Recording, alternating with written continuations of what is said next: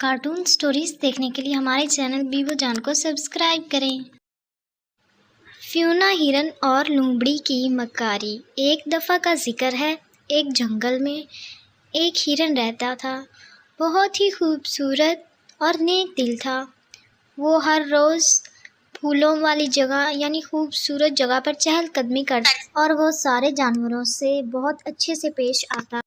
और गधे भाई, कैसा है तू? मैं ठीक, तू सुना हिरन भरा। चुटकी बहना, आज तुम बहुत खुश लग रही हो। लगता है खाने को आज ज्यादा गाजर मिली। हाँ बहन, सही कह रही हो। दूसरी तरफ टबाकी लोमड़ी, जो कि हर किसी को लड़ाने का काम कर रही थी, हर किसी के दिल में हसद भर रही थी एक दूसरे के लिए। हाँ बहन, इसी ने तुम्हारी घास चोरी की है, मारो मारो इसे। आज तुम दोनों बकरी को लड़ा के मजा ही आ गया।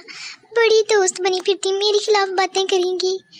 ओहो, अभी तो एक शिकार रहता है, वो फ्यूना हिरन, जो जंगल में बहुत अच्छी बनी फिरती है। सब जंगल के जानवरों से उससे बनती है। कुछ काम करना ही पड़ेगा उसको, इसका किस्सा खत्म करना ही पड़ेगा। शेर खान के पास जाती हूँ। हिरन का किस्सा तमाम करने के लिए लोमड़ी एक मंसूबा बनाती और वो मंसूबा शेर खान को सुनाने के लिए जाती है। हाँ भाई बोलो तो, लोमड़ी तुम्हारा कैसे आना हुआ मेरी तरफ? राजा साहब, क्या बताऊं उस फ्यूना हिरन के बारे में। वो सब जंगल में फैलाती फिरती है कि अब शेर खान बूढ़ा हो गया है, इसकी जगह किसी और राजा को हमें मुंतखब कर लेना चाहिए। मैं तो अपना फर्ज समझ के आपको ये बात बताने आई हूँ। फ्यूना की ये जरूरत, जाओ तुम अभी उसे बुला के लाओ, मैं अभी उसका किस्सा तमाम करता हूँ।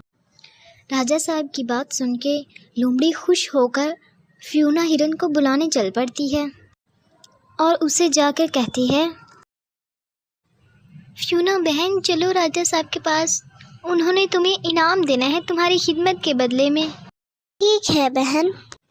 इनाम की बात सुन के हिरन बहुत खुश होती है और टबाकी लोमड़ी के साथ चल पड़ती है। और जब वो राजा साहब के पास पहुंचते हैं तो राजा साहब गुस्से में, फ्यूना, तुमने मेरे बारे में कहा है कि राजा साहब बूढ़े हो गए और राजा साहब को बदल दिया जाए। नहीं राजा साहब, मेरे साथ तो धोखा हुआ है, मैंने कभी ऐसा सोचा भी नहीं। ये तबाकी ने आपसे झूठ बोला और मुझे फंसाया है। तो फिर तुम अपनी ईमानदारी का सबूत दो। जो कोई मेरे लिए अच्छा खाना लाएगा मैं वही समझूंगा, वही सच्चा होगा। आज शेर खान के लिए गोश्त ले जाना ही पड़ेगा, किसी जानवर को बेवकूफ बनाना ही पड़ेगा। सोच सोच टबाकी, सोच।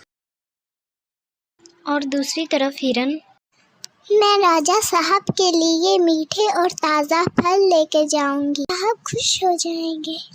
राजा साहब देखते हैं कि फ्यूना हिरन राजा साहब के लिए ताज़ा सब्जियां और फल लेके आई है, जबकि लोमड़ी उसके लिए मरा हुआ खरगोश उठा लाई है। और वो राजा साहब गुस्से में कहते हैं, जो दूसरों के बारे में बुलाई लाता है वो कभी बुरा नहीं सोच सकता। इसलिए फ्यूना हिरन सच बोल रही हुई थी और टबाकी तुम हमेशा झूठी थी और तुम अब भी झूठ बोल रही थी। अब तुम मेरे जंगल से निकल जाओ, मैंने तुम्हें यहाँ से आग कर दिया है।